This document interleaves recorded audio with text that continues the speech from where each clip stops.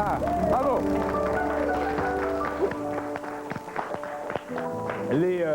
Les hoops en arrière, c'est Herbert qui les fait. Bonjour, mesdames, messieurs. Voici le temps de vivre aujourd'hui. La semaine dernière, on était à Sainte-Anne-des-Monts, un peu en haut. On va descendre la côte.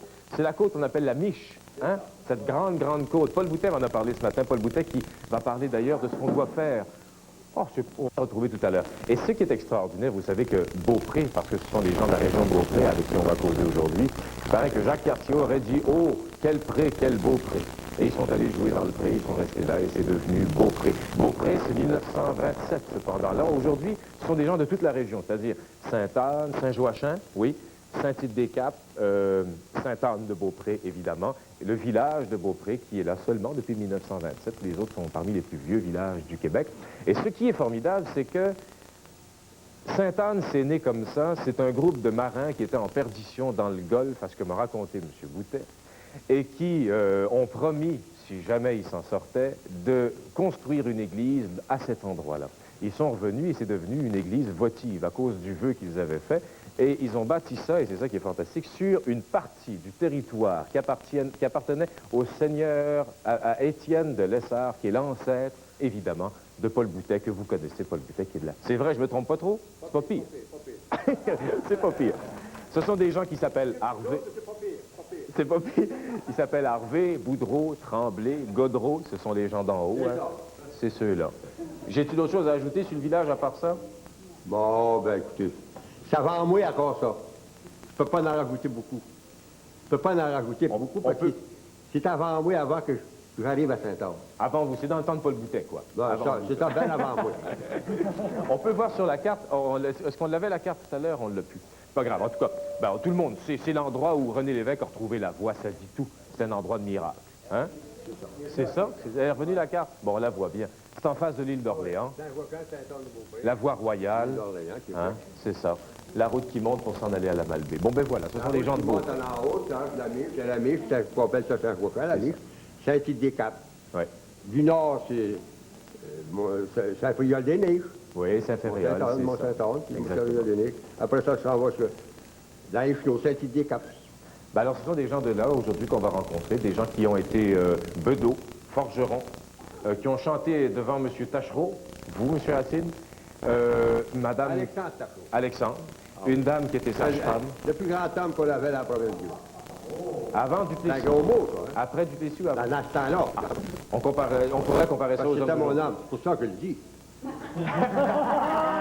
Dans ce temps-là, c'était mon âme. Je peux pas le... Il dit que c'est pas un bonhomme. On va parler de ça tout à l'heure, monsieur Tachereau. OK, mais... Monsieur Tachereau, vous voyez, je vous appelle monsieur Tachereau, monsieur Racine.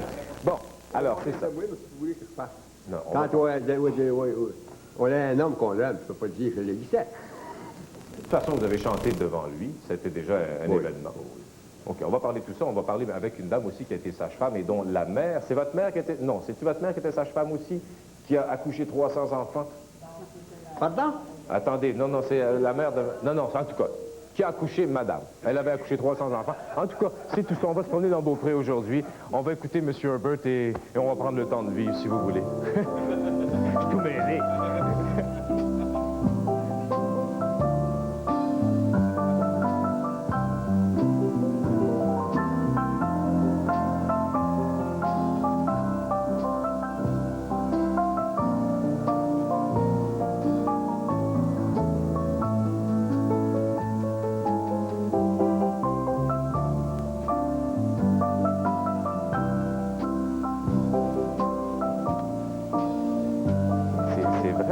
Madame a accouché 300 enfants. Pas elle, mais elle a été accouchée par une dame qui a accouché 300 enfants, qui était une sage-femme de l'époque. Bon, bonjour, Madame Lachance. Bonjour, monsieur. Madame Lachance, ça, c'était à l'époque, ça se faisait aussi. Dans votre temps, on échangeait des chansons. C'est une chanson échangée, gagnée, celle-là? Une chansons échangées. Et ça s'appelle comment? Ce soir, Mamino. Ah, ben oui. Bon, moi, je connais ça. Ben, c'est de mon temps. Connaissez ça. C'est dans votre On va temps. vous écouter, madame la chance.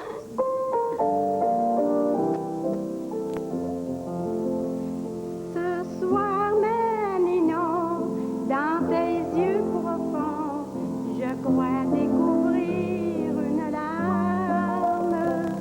Je devine enfin que ton cœur est plein de rancune et de gros chagrins. Je rentre bien tard, mais c'est par hasard. À quoi vont les folles alarmes? Je sens le coup de ton cœur jaloux. Ne m'en veux pas trop malgré tout. Tu vois bien que je reste fidèle. Je reviens à notre nid d'amour. Mais d'ailleurs, quand le plaisir m'appelle, je n'y trouve que charme ton goût. Dans mon cœur, tu restes la plus belle. Les autres passeront tour à tour. Vers toi, je reviendrai toujours dans notre petit nid d'amour.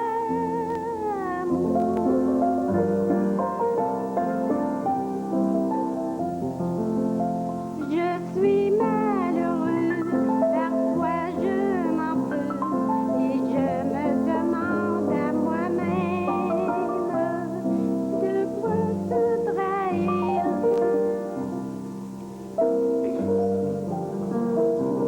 Pourquoi se trahir? Pourquoi se mentir? Et pourquoi se faire souffrir? Je ne le sais pas, mais souvent tout bas, je me reproche les blasphèmes. Mais comme un enfant, j'oublie mes serments. C'est plus fort que moi, mais pourtant, tu vois bien que je reste fidèle. Je reviens à notre nid d'amour. Mais d'ailleurs, quand le plaisir m'appelle, je n'y trouve que charme trop court. Dans mon cœur, tu restes la plus belle. Les autres passeront tour à tour. Vers toi, je reviendrai toujours dans notre petit nid d'amour.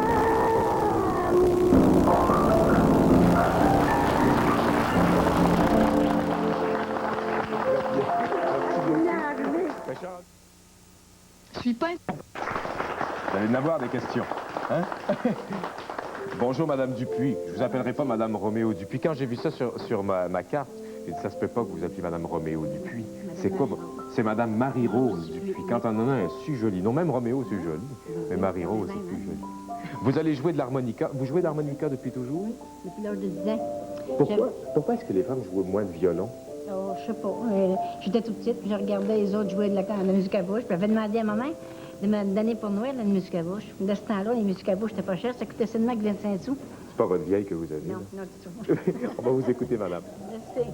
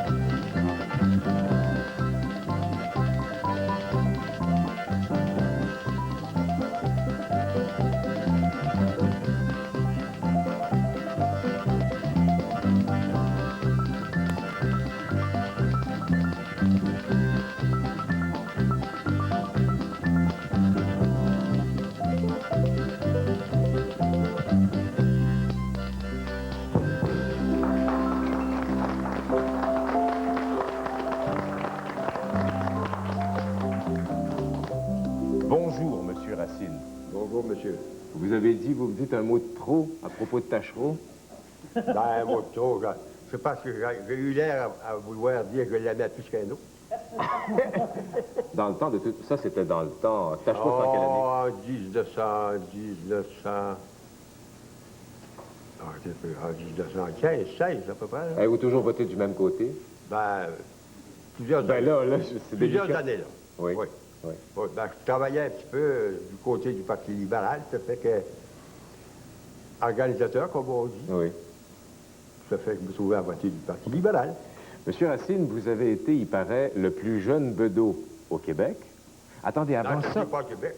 Au Québec, Ben, dans la Dans province. le Québec, ben oui. Ben, avant, d'abord, il paraît, puisqu'il faut qu'on vous reconnaisse dans le bout de la région de Beaupré, il ne faut pas que je vous appelle Monsieur Joseph Racine, mais Monsieur Bidou Racine. Ouais, ça, Est-ce que c'est vrai? oui, en Saint-Tite-des-Caps, on m'appelle le Claudius, que je suis né. Pourquoi? Oh, ben, c'était... Écoutez, quand on m'a baptisé Bidou, c'est ma morale qui m'a fait ça. Ah bon? On m'a dit, écoutez, on m'a dit quand il a arrêté de me faire baptiser, comme ça, que j'étais tannant un peu, je pleurais, je suppose, comme d'autres enfants font. Puis que ma morale avait dit, tiens-toi tranquille, mon petit Bidou m'a donné une petite tape. Puis le nom resté Bidou. À Saint-Tite-des-Caps, ça. Et Pas encore? à Saint-Anne. Puis encore maintenant? Oh, beaucoup à Saint-Anne, beaucoup à Saint-Tite m'appelle Bidou. Mes neveux, mes parentés de ma parenté s'appellent tous Bidou, ça. Si vous allez à Saint-Tite-des-Caps, si vous voulez me reconnaître, appelez-moi Bidou. S'ils veulent me reconnaître, si vous appelez Joseph Racine, il y en a plusieurs ne me reconnaîtront pas. Bon, en tout cas, là, Parce on... que j'étais baptisé comme ça. De toute façon, là, on vous a reconnu parce que vous avez voté pour Tachereau. Les gens savent de qui on parle. Oui, ben dans ce temps-là, je votais à Saint-Anne. J'étais à Saint-Anne dans le temps. J'étais pas à Saint-Tite, là. J'étais Joseph Racine, là, beaucoup, à Saint-Anne. Et vous êtes parti de Saint-Tite suis parti en 1909. après avoir été bedeau? Ah oui, Oui. ben oui. Pourquoi avez-vous été bedeau à 11 ans, M. Racine? C'est parce que c'est le curé Lachance. Curé Lachance. Comment est-ce qu'on l'appelait, le curé Lachance? Là? En tout cas, ils sont pas mis petits noms. Oui. Curé Lachance, ça a été venu me chercher dans le couvent. Ça faisait une couple d'années qu'on avait des sœurs rendues à Saint-Tite-des-Caps, qui ont été au couvent, c'est souvent en face de l'église. Oui. Puis comme j'étais jeune, grand, j'étais jeune, j'étais grand. J'avais grandi plus vite que les autres. J'étais le plus grand, puis il est venu me chercher dans l'école pour me travailler pour lui. Oui. Servir la messe, puis sonner les cloches. Mais ça consistait en quoi, ça? Oui, justement, le bedeau, pour nous, c'était bedeau, celui qui ça sonnait les consiste cloches. à sonner les cloches. Oui. L'Angelus, c'est le matin. Le midi, le midi. Puis le soir, à 6 heures. Ça, c'est à part quand le dimanche, ou bien qu'il y a un mariage, il faut appeler les sonneurs. Il y a 3 cloches, puis une petite cloche. Quand il y a un mariage, il faut sonner les 3 cloches. Ben, on sonne la petite cloche. Puis le monde vient nous aider à sonner. On sonnait avec des cordes dans ce temps-là. Mais le bedeau, c'était quelqu'un qui était perçu comme quelqu'un de taciturne, un petit peu... Oui, Ben oui, j'étais engagé du curé. C'était moi qui dirigeait ça. Oui. Oui, qui est... Comme l'hôtel, ben l'hôtel dans ce temps-là, c'était les sœurs qui arrangeaient ça. Voilà. Oui. Avant les sœurs, ben, c'était le curé, puis le bedeau. Et c'était à l'école des sœurs que vous alliez. Est-ce que dans ce temps-là, vous Il y a alliez, quelques couples d'années à l'école des sœurs, 2-3 ans, pas plus. vous alliez à l'école à pied et nu-pied? J'allais au école à nu-pied quand j'étais remonté à l'école, aux maîtresses, les petites maîtresses. Oui. On allait à l'école nu-pied, monsieur. Excepté la journée que la maîtresse disait, vous chausserez demain parce que l'inspecteur va venir demain. Ah bon? Là, on emmenait nos bottines. Quand c'était le chemin était beau, on se chaussait chez nous, à la maison. Mais quand il mouillait dans le bout que je restais, moi, je mettais de l'eau dans le chemin. Oui. C'est un chemin de terre, ça, hein? C'était fort. Je mettais de l'eau dans le chemin, ça fait qu'on se mettait à nu-pied. On emmenait ça, nos bottines sur le dos, là, avec nos bas. On traversait dans l'eau. Des fois, il y avait ça de pain d'eau dans le milieu du chemin. Et puis... Puis vous mettiez vos bottines quand l'inspecteur... Ben, on mettait nos bottines quand on était rendu à l'école, parce qu'on avait les pieds tout sales là, dans la terre, puis dans l'eau. Oui, oui. On prenait de l'eau pour se laver les pieds, puis on se rechaussait. Puis là, ben, on s'en allait à l'école. Vous avez fait une vie de cultivateur, M. Racine. Toute votre vie de cultivateur? Oui, à Saint-Anne-de-Beaupré. Vous avez fait une bonne vie de cultivateur? Oui. Vous avez aimé faire la vie de cultivateur? J'ai aimé ça. Vous avez eu beaucoup d'enfants? On a élevé 16. C'est beaucoup. 16 ça. enfants. Est-ce qu'il y en a beaucoup qui font le métier de cultivateur? Il n'y a pas un. Comment ça se fait, ça? Ah, ben, j'en avais le dernier de la famille, il était avec moi. Puis finalement, ben, tant qu'il était garçon, il va se marier, je me suis fait bâtir une maison. Sur ma terre, mais Dans ce temps-là, comme je vous dis, moi je restais sur la côte. Oui. La côte Saint-Anne-de-Beaupré, là. Oui. Fait que j'ai fait bâtir une maison sur mon terrain dans les fonds. Puis j'ai dit, mon garçon va se marier, puis c'est là qu'il s'est marié.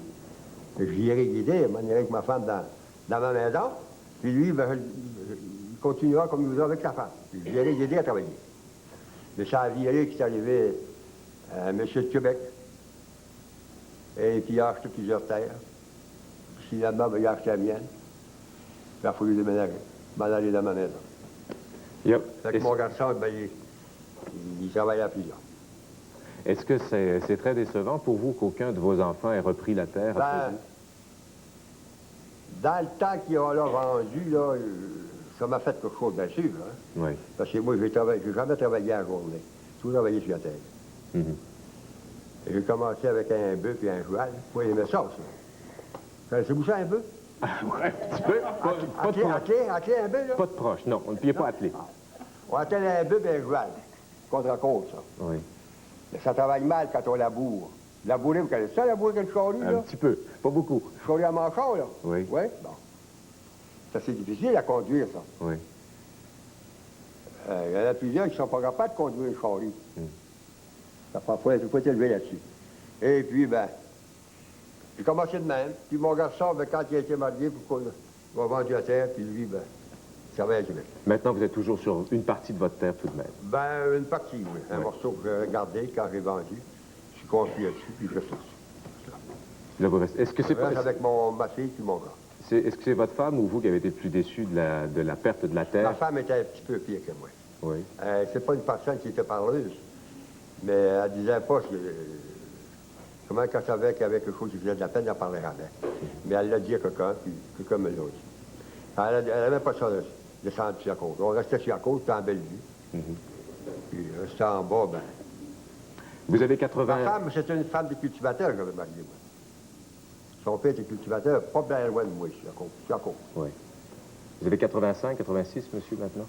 Je suis 86 au fait, là. Puis vous avez rentré vos patates, puis vos carottes. Ah oui. Le train a été fait avant l'automne. Ah oui, ah oui. Ben, que pour les citrouilles, tout ça. Je suis trop pas oui, je vais ramasser un peu. Ben, je vous souhaite un bon hiver, puis un bon printemps prochain. Merci beaucoup, monsieur Racine. C'est bien. C'est à qui, là? C'est à monsieur de l'harmonica. C'est à vous, monsieur. Oh, monsieur, ça va être la marche des Bourdons, monsieur Lachance. Je vous en prie, faites-nous la grande marche.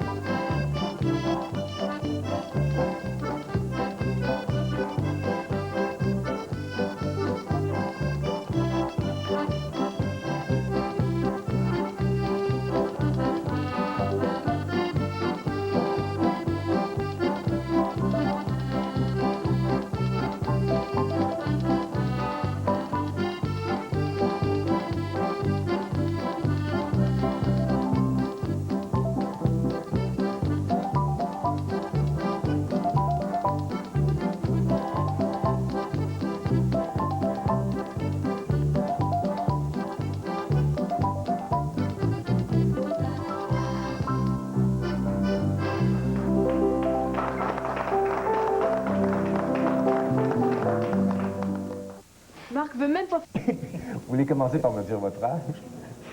L'année où je suis né, Ah, oui. Vous êtes né en quelle année? en 1900. Juste. Le 20 mai 1900. Ça vous donne 80 ans, juste. Un peu plus, hein? Un petit Le peu. 20 mai est passé. Et vous avez été forgeron toute votre vie, monsieur Renaud? J'ai commencé à 20 ans. À l'âge de 20 ans, en 1920. J'ai monté à Québec. Et là, j'ai appris le métier qui appelait maréchal ferrant. Ah oui, parce que là, il ne faut pas que je me trompe non plus. Moi, je dis forgeron parce que... Mais c'est pas ça du tout. Pour les premières 8 premières années, là, Oui. C'était maréchal ferrant, Bon, et c'était pas le métier de votre père? Oh non. Votre père, il était cultivateur? cultivateur. Pourquoi est-ce que vous avez décidé de faire le maréchal ferrant? Parce que je voulais avoir de la misère. L'avez-vous eu à votre goût? L'avez-vous eu pas mal? Non, mais vraiment, sérieusement, pourquoi on décide d'être maréchal ferrant? Je comprends pas. Et d'abord, dans le temps, les paroisses, quand il y avait un forgeron pour chaque paroisse. Oui, oui, Puis c'était quasiment presque comme le médecin, le forgeron. Hein. oui. Ah, il était considéré. On avait des filles comme ça à cause qu'on était forgeron. Oui. C'est vrai? C'était l'homme fort du village? L'homme fort du village. Ah oui, Ah, c'était vrai d'ailleurs. Est-ce que vous étiez un homme fort? Dans le temps? Oui, j'avais de bonne santé, puis j'étais assez capable. Donc vous êtes allé apprendre votre métier ailleurs que dans votre village, puisqu'il n'y en avait pas de Ouais, forgeron. à Québec. Oui. J'étais 8 ans à Québec. Puis dans 8 ans, j'ai fait 4 boutiques. Pourquoi? Ben, pour apprendre les méthodes de chaque boutique. On forge pas toujours, on ferre pas toujours de la même façon? Oh non, oh non. Qu'est-ce que c'est que la différence? La différence, c'est de... Si on apprend tout du même homme, là, Oui, ben on va avoir rien qu'une méthode à faire. oui. Moi, s'il m'a donné une chance, c'est parce que j'ai appris les 4 méthodes. Hein. Oui. Fait que là, ben, je pouvais choisir la meilleure. C'était là qui... Hein, Vous? qui suit la préparation du fer, là. Voulez-vous nous en parler un peu en prenant peut-être un vieux fer, comment ça se faisait à l'époque? Parce que ça s'est fait jusqu'en quelle année? Juste comme ça s'est terminé en quelle année à peu près, ça? Moi, j'ai arrêté à 37. En 37, pourquoi vous avez arrêté? Parce qu'il y avait des voitures ou bien... Non, on m'en allait à Abitibi. Ah bon. Au moulin, là, pour faire la forge industrielle. Là. Parce que là, vous nous avez apporté des fers. Est-ce que c'est aussi simple que ça? On prend la patte du cheval puis on cloue? Ben, d'abord, il faut savoir ce qu'il y a dans le sabot. Ah bon? Ce qu'on voit, là, vous me voyez mon soulier, mais vous ne Oui. voyez pas le pied. Oui, Et le pied du cheval, lui, est dans le sabot. oui. Là, j'ai suivi un cours à l'école technique pour un vétérinaire, là. Mhm. Puis ils nous avaient, on était 11. Et ils nous ont emmenés jusqu'à un sabot de cheval. Il dit, vous mettrez ça dans sa mur bien forte, 30 jours. Puis au bout de 30 jours, là, on sortait le pied du sabot. Le pied? Ah oui, eh bien, Le pied est dans le sabot, lui. oui, oui. On cloue un fer, mais on cloue dans le sabot. Oui, oui. Si on va trop proche du pied, de la chair, ben, On blesse. Est-ce que le maréchal Ferrand, M. Racine, n'était pas en même temps un peu vétérinaire dans ce temps-là? Le maréchal Ferrand, est-ce qu'il ne s'occupait pas de la santé du cheval aussi? Est-ce qu'il soignait oui, pas? mais on était watchés par les vétérinaires. Hein. Ah oui. Pareil comme les soigneurs qui soignent du monde. Oui. Le médecin, ben, c'est son métier, lui. Puis, s'il y a des soigneurs qui vont trop loin, là, ben, ils vont l'arrêter. Hein? Pareil comme nous autres dans des chevaux. Si on fait de... C'est pas notre métier, ça. Nous autres, c'est de faire des chevaux. Qu'est-ce que c'est qu'on soignait du cheval? Qu'est-ce que c'est que vous-même, maréchal Ferrand, vous faisiez comme soin au cheval? Ben, le soin que le vétérinaire faisait, vous n'aviez pas le droit de faire, c'était quoi? N'importe quel soin, on n'avait pas le droit de faire des soins au cheval. N'importe quelle maladie, on n'avait pas le droit de soigner. Puis vous le faisiez quand même? Ben, ça arrivait de temps en temps, mais c'était risqué de payer des grosses amendes. Oui. Oui, on n'avait pas le droit, puis on se risquait des fois, on prenait des chances. Puis... Et qu'est-ce que c'était qui était le soin que vous donniez? Est-ce que c'était toujours au niveau du fer, de ferrer le cheval? Non, pas toujours. Pas toujours. Oui. Mais et ça, c'est un fer comment, par exemple? C'est un fer rond fermé. Qu'est-ce que c'est, ça, Ça, monsieur? c'était faire ça pour un mauvais pied, là. Ah bon? Un pied malade, comme on Oui. dit. Et c'est ce sort de fer-là qu'on employait, Pour le pied malade. le pied malade. Qu'est-ce que ça faisait de particulier, de plus que ça, que celui-ci, qui est un fer Vous voyez, normal? ça, c'est pas dur à accrocher, ça. Il n'y a pas de bord, c'est... Oui. Ah bon, Celui-là, ok. celui-là, lui, il ne peut pas tordre, lui, hein. Ah bon. Si la pesanteur est de site, comment ça sort ça dans le vide, là, Oui, oui. il pliera pas. Ah bon, d'accord. Ça, c'était pour le fer malade, le pied malade du cheval. C'est ça, Bon, et puis ça, c'était le fer normal. fer normal. Ça, on pouvait soigner, le préparer, ce fer-là, pour préparer pour la jambe, la patte du cheval, là, Oui, pour les narfs, puis tout ça. Là. Il y avait des manières à préparer le fer. oui. C'est d'abord, la première chose, là, si même, là, ben, le narf en arrière, là, Oui. il est trop haut d'en avant de lui. Ah, ok, ok. Il je fatigue le narf d'en arrière. Là. comprends. Oui, ok, je comprends. Ce qui est meilleur pour, c'est de mettre le talon Un peu plus haut. plus haut que le devant. Est-ce que c'est vous qui faisiez le fer aussi? Ah oui. Le forgeron faisait le fer. Est-ce qu'on peut voir votre enclume? Vous en avez apporté une petite enclume. C'est une reproduction. Je vois l'enclume de l'Abitibi. Oui, alors là, c'était Ça, l'enclume. c'est moi qui l'ai fait de même. Et ça, c'est l'enclume de votre boutique de forge? À Abitibi, oui, au moulin de papier. Parce que vous n'avez pas toujours travaillé dans votre boutique de forge, mais en même temps, vous avez travaillé pour une compagnie. Oui, Pourquoi 28 ans pour la compagnie. Pourquoi est-ce que vous avez quitté la boutique de forge? On a passé 7 ans de crise. Les cultivateurs il n'y avait pas de misère à le faire. C'était pour de le faire de la misère. Ils n'avaient pas d'argent. Hein? Les produits ne se vendaient pas. Oui. Et puis, il n'y avait pas d'argent. Puis, il fallait... Ça servait à bien de faire des frais puis des choses. On attendait. Donc, vous ne faisiez pas beaucoup d'argent? Si on voulait être payé avec des patates, avec de la viande, Oui. avec du beurre, et du bois de chauffage. De ce temps-là, il y avait plusieurs qui chauffaient du bois de chauffage, avant 1937. Oui. Ça fait que les cultivateurs vont te payer, mais si tu veux prendre du bois, l'autre, ben, il dit, si tu as besoin de viande, ben, si tu as besoin des œufs, du beurre, non, pas de quoi. Mais ça n'a pas d'argent. Ah, il n'y avait pas d'argent. Puis quand, moi, ben, il fallait que je vienne à Québec acheter du charbon, ben, du fer, ben, Oui. ça me prenait de l'argent. Oui. Il n'y a pas ça avec des œufs. Alors, c'est pour ça que vous avez quitté la boutique de forge pour aller oui, travailler là, pour une compagnie? Là, mais j'étais allé pour la compagnie. Là, la collection était terrible à faire de ce temps-là, la Oui. collection. J'aimais bien mieux la gagner que la collecter. Et ça a été plus payant, Vous disiez au tout début de l'interview que c'est un métier très dur. Est-ce que ça a été plus payant et plus agréable de faire votre métier dans... Plus agréable pour la compagnie, parce que là, j'ai arrêté de faire des chevaux, là. Là, j'étais plus maréchal Ferrand, là. Oui. Là, j'étais forgeron industriel. Est-ce que c'était comme on l'imaginait, la forge de l'époque, à peu près l'enfer, avec la chaleur, le rouge, le feu? Ah, c'était dur, c'était dur. Oui. C'est un métier qui est dur. Il n'y a personne de mes garçons en a 7. Et puis, il n'y a personne qui m'ont parlé d'apprendre ça. Et j'étais content et tout, parce que... Mais la forge industrielle, comme au moulin, là, ça venait. Ça, c'était quoi comme forge industrielle? Vous fabriquiez du métal, des pièces en métal pour la compagnie? Il allait prendre des mesures, là, dans le département où il travaillait, puis il prenait des mesures, puis il arrivait, puis il donnait des mesures, puis je faisais comme il me disait. Oui, donc vous voit là, dans la forge, hein? Ben, Comme ça, c'est là? ouais. Oui. Au commencement, là, ben, il y en avait c'était moi qui marquais. Il me disait quoi marquer. Oui. Marquais, moi. Quand ça faisait pas, là, c'est pas ça que je t'ai dit. Que t'as mal marqué. Ouais. C'est vous autres qui va marquer, ça. Fait que s'il y avait quelque chose qui ne faisait pas, là, Ouais. ben, c'était eux autres qui l'avaient marqué, c'était pas moi. Tu sais, on cherche toujours, on a toujours l'idée de mettre sur le dos d'un autre. Vous aimeriez pas vous auriez pas aimé comme ça qu'un de vos fils fasse votre métier? Vous avez fait un métier très dur. Ah oui, c'est dur. Êtes-vous content d'avoir fait cette vie-là tout de même?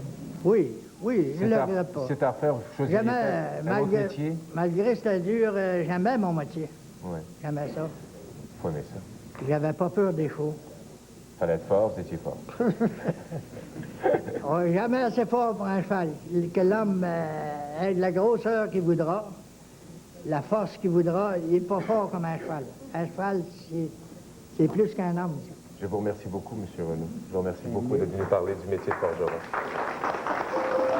Alors, oui, on va vous entendre maintenant, M. Racine, et je vous rappelle qu'il faut dire bonjour à la famille. Il faut dire bonjour à vos enfants. Avant de commencer à chanter? Ou après, comme vous voulez. Ben, après. OK. Le vois-tu dans jeune ouvrière, on le vois-tu de si grand matin, dans la rosée, dans la fugère, tu vas pas lire ton joli teint. Voilà les coteaux qu'il penche, nos amours sont là tout en fleurs. Je vais cueillir la rose blanche, laisse-moi passer au bonheur. Je vais cueillir la rose blanche, laissez-moi passer au bonheur.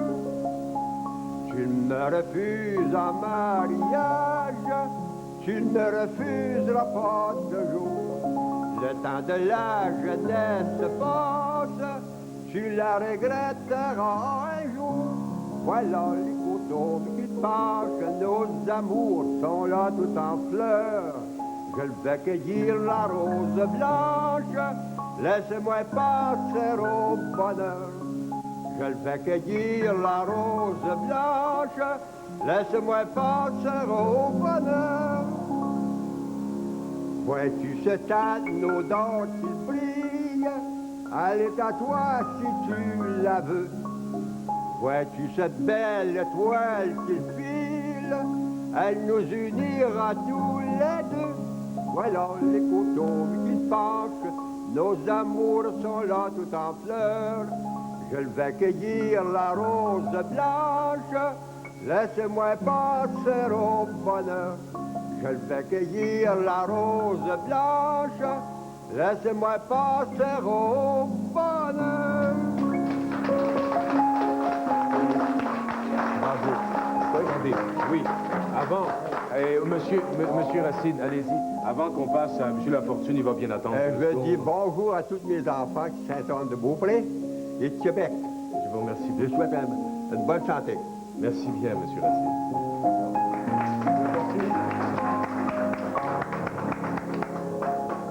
Après avoir bien mangé et fait de bonnes recettes avec les membres de l'Institut d'hôtellerie, nous allons passer à la pause exercice avec Michel Clermont. Bonjour, Michel. Bonjour Claude. Bon, dites-moi, moi qui ai fait peu d'exercices, c'est bien. Vous froncez, on tient. On Oui. n'est pas obligé de faire les gros Oh, yeux. comme ça. On lève les sourcils. OK, c'est C'est bon? parfait. Est-ce qu'on le fait ensemble? 5 fois, d'accord? On commence. Alors, on fronce. On tient quelques instants. C'est ça. Monsieur Et Lebigot, vous on trichez. relève. On relève. On relève. Une deuxième fois. OK. Foncez, foncez. Et on relève. Encore une fois. 3 On fois. fronce les sourcils. Et on les relève le plus haut possible. C'est ça. Une autre fois. On fronce. Et en haut. En haut. Ça me fait boucher. Une autre fois. Monsieur Lebigot, vous trichez. Une dernière fois. Ça me fait barber les yeux. C'est difficile à dire 5 fois. Et là, on lève. On passe au deuxième. On Là, passe c'est au le goût de deuxième. passer au deuxième. Le deuxième, c'est pour... X. C'est ça. Ça fait combien de fois? 3, là? Ça fait, il nous en reste 2. X. Allez, M. Renaud. X. On est... M. Racine l'a échappé. Et le troisième exercice. Le troisième exercice. Troisième exercice, c'est pour le cou. Le cou. Bon. Alors, il faut s'asseoir bien droit. Bien droit. Vous... Ça va, M. Racine. Je dis pas quand je joue au 4, ça fait du bien. Oui. Ça fait gouiller les bras. Mais là, on fait bouger le cou. Alors, qu'est-ce qu'on fait? Alors, on inspire et en expirant, on tourne la tête du côté droit. On essaie d'aller le plus loin possible, mais sans forcer l'articulation. Ah, ça fait mal. Là, j'arrête. Oui, vous arrêtez. On revient. On inspire une autre fois. Maintenant, on tourne du côté gauche, en soufflant.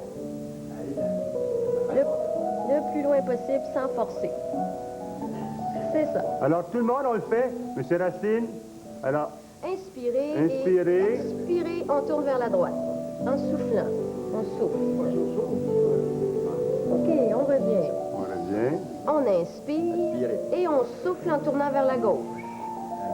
Soufflez. C'est ça. Ils ne voient pas, là. Combien de fois? Inspirez. Vous, ils vous voient, là. Vers la droite. Oh, c'est vous. Ça me fait rire, M. Racine. D'après me dire quelque chose de lui que j'ai pas aimé, il me regarde, là, tout. Ça fait combien de fois, Michel, qu'on le fait, là? On en a manqué quelques-uns, là. On le fait une dernière fois. On le fait une À dernière tout le monde, fois, on le ok. fait une dernière fois. Monsieur Lebigot, allez. On inspire et vers la droite, en soufflant. Jusqu'en arrière. Sur ce boutet, vous trichez. On revient, on inspire et vers la gauche, en soufflant. Et après? OK. Le dernier exercice, encore une fois pour le cou, Oui. on inspire et en expirant, on lève le menton le plus haut possible vers l'avant. D'accord. Alors, on commence, tout le monde ensemble. En soufflant, on monte. On tire le menton vers le haut. On revient, on inspire et maintenant on tire le menton vers le bas, toujours en soufflant. Ça tire vers l'arrière. OK? On devrait faire tous ces exercices-là à peu près une dizaine de fois par jour. Alors, 10 fois par jour. Monsieur Renaud, demain, vous commencez 10 fois par jour. La tête à droite, la tête à gauche. On dit X et on continue. Merci, Michel. De rien? Je vous dis que c'est... hein? C'est vous qui annoncez la pause café, monsieur, ou c'est moi? Pour ça, là, si vous voulez, on va aller prendre un café, tout le monde ensemble. Alors, monsieur Lafortune, venez donc vous reposer. Alors, je vais aller me poser, je vais prendre un café. Michel, venez On va prendre un pouvoir café. prendre un Vous café. l'avez mérité. Alors, chez vous, si ça vous tente, on va poser des exercices laborieux de monsieur Lafortune.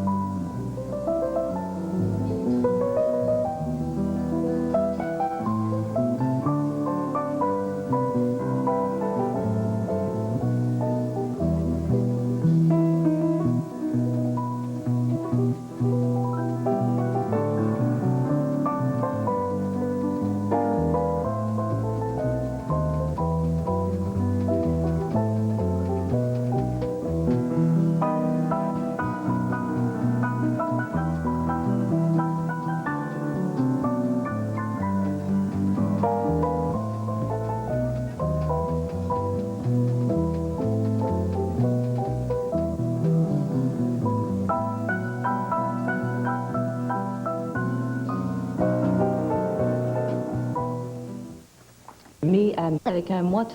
Vous faire dire des noms comme ça, se faire appeler la porte. Il faut avoir de la patience, puis c'est là qu'on est heureux. Pas se passer. Vous êtes heureux, vous, M. Gagnon, c'est ce qu'on dit.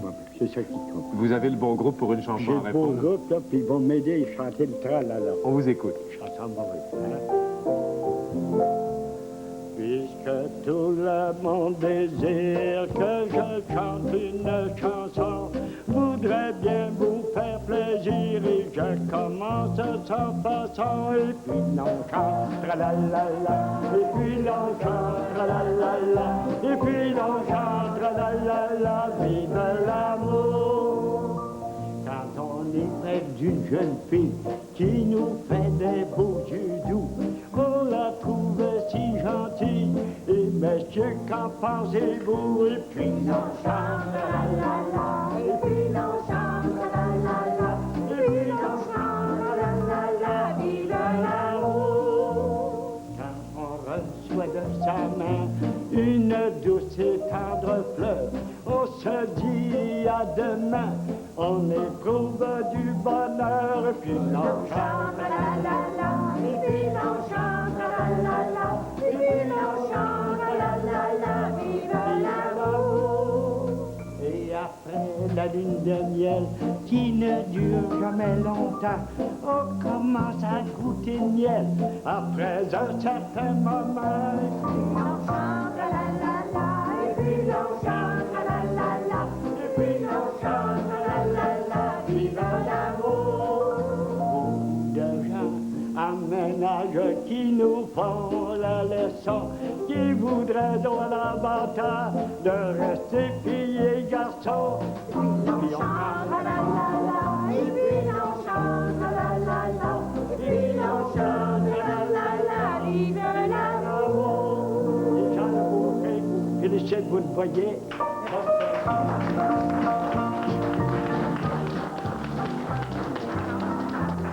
Eh ben. Bonjour, Madame Tremblay. Bonjour, monsieur. C'est vous la jumelle semblable ou Oui. c'est l'autre madame? Vous voyez, hein?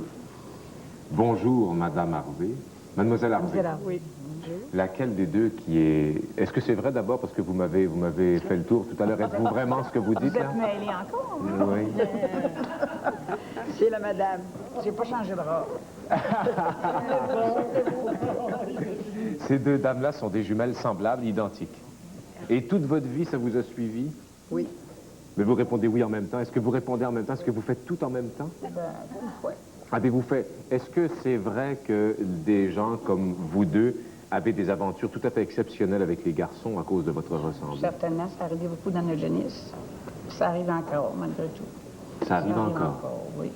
Quand je vais à Madby, là. Est-ce que c'est vous, Madame Tremblay, qui êtes sage-femme? Oui, c'est. Non. Moi, non. C'est ma soeur, Anita. Vous, Mademoiselle Harvey, vous êtes sage-femme.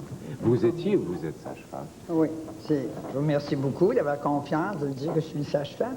Ben, il paraît. Ça me connaît?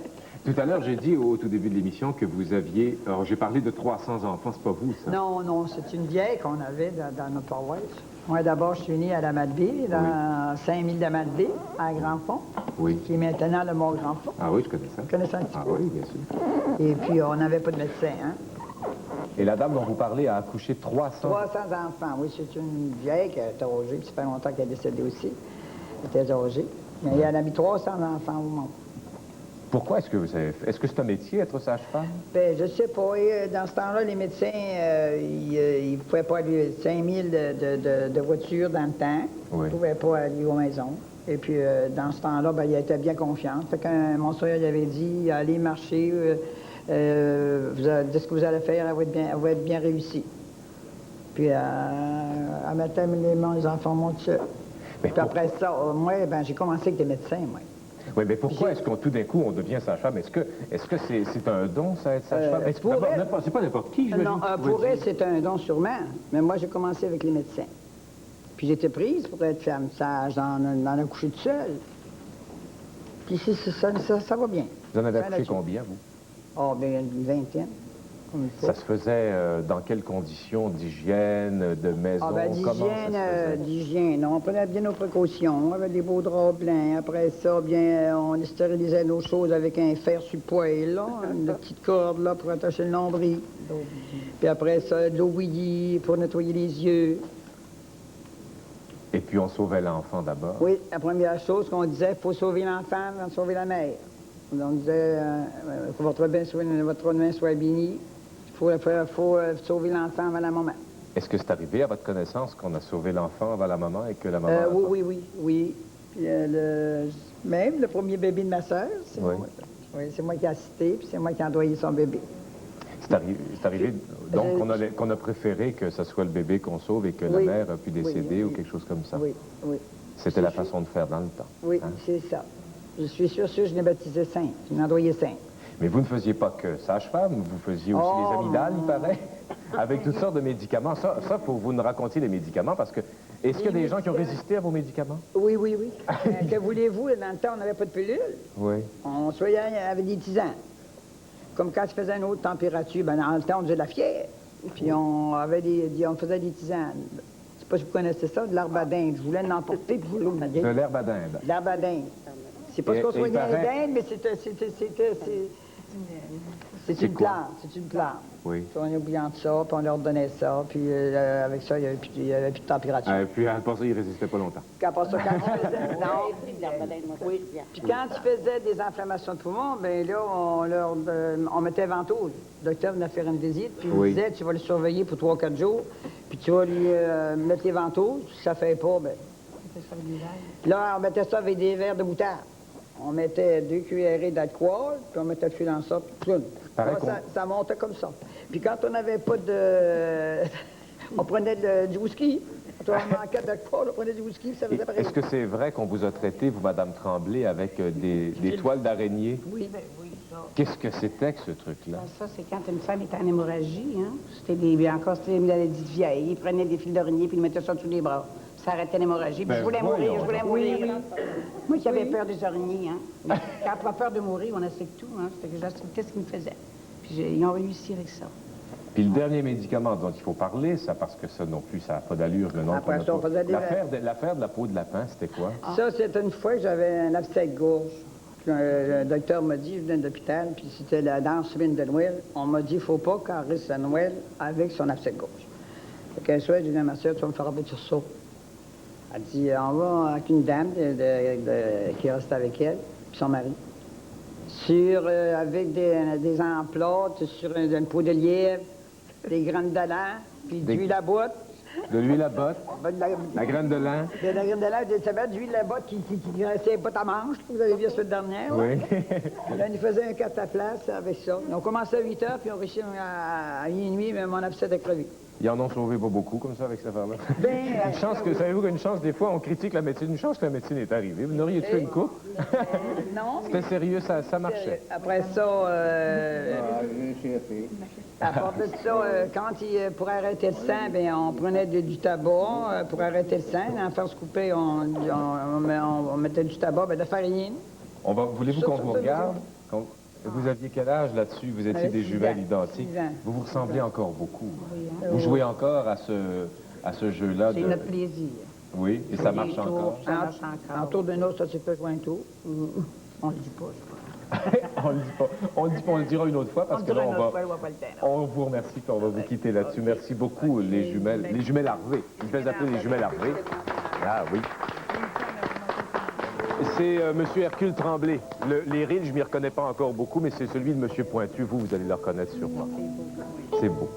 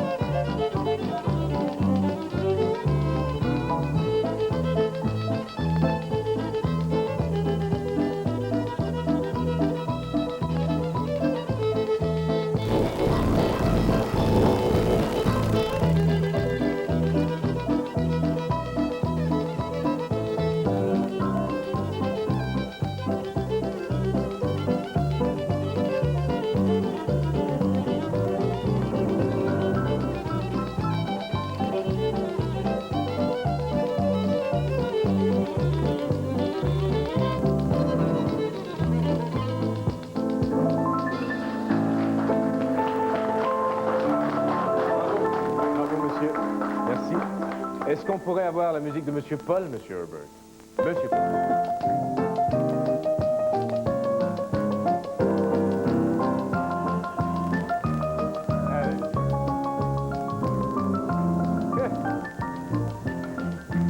Attention, ça peut exploser, je suis sûr que ça peut exploser. Non. Puis je suis sûr que ça va finir par une inondation. Bonjour, M. Boutin. Oui, bonjour. Monsieur Boutin, évidemment, oui. Oh, le tableau. Excusez-moi. Le tableau de monsieur. Avez-vous besoin du tableau, Paul? Peut-être pas. Très chic.